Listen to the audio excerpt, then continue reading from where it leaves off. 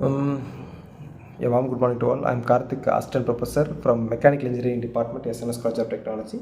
In the last video, we have seen about the second type of heat treatment, which is normalizing. So in this video, we are going to see the hardening process. Hardening is a heat treatment process used to increase the hardness and strength of steel and other alloys. This process typically involving heating the material to a high temperature and followed by rapid cooling or quenching.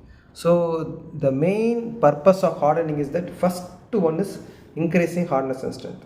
So hardening significantly increases the hardness and tensile strength of a material, make it suitable for applications required high resistance and load bearing capacity.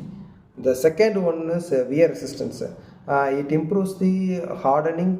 Improved hardening contributes to a better wear resistance, which is essential for tools, dies, and other high stress applications. Hardening can also improve the fatigue resistance of a material, allowing it to withstand repeated loading cycles.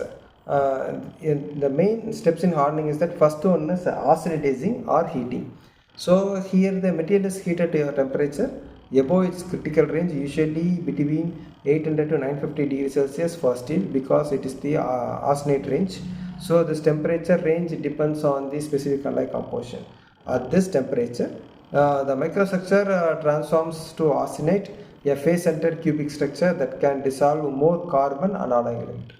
The second step in hardening is soaking, means holding. The material is held at the austenite temperature for a period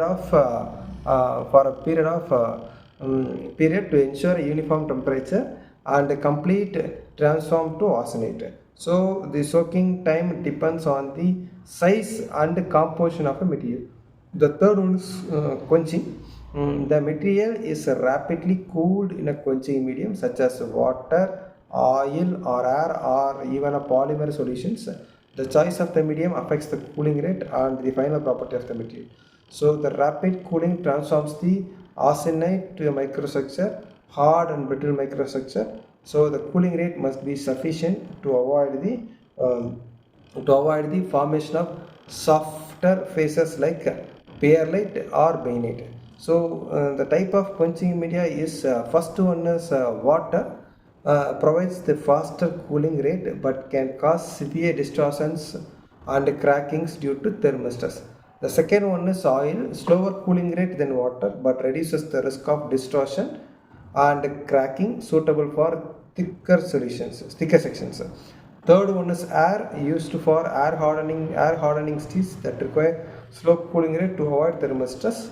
Fourth one is polymer solution, offer controlled cooling rate combining the benefits of water and oil quenching.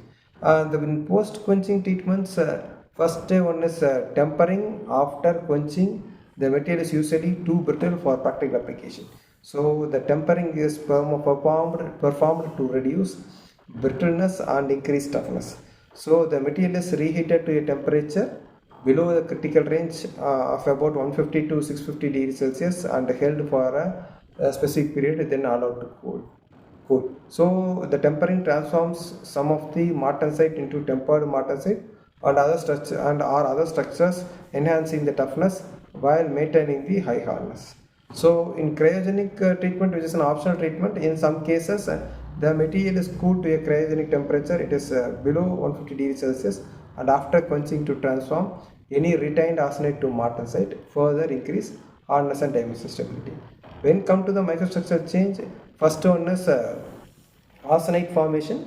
Heating above the critical temperature transforms to the original microstructure. Example, ferrite or perlite to austenite. Second one is martensite formation. Rapid quenching transforms the austenite into martensite, a supersaturated solid solution of carbon in iron, resulting high strained and hard structure. So the last one is tempered martensite.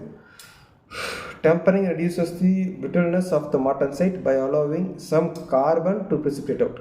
So here it's forming a tempered martensite, which is a mix of ferrite and a very fine carbides. So this hardening process is mainly used in tool and die making, automotive and aerospace components, and most probably in construction equipments. Thank you.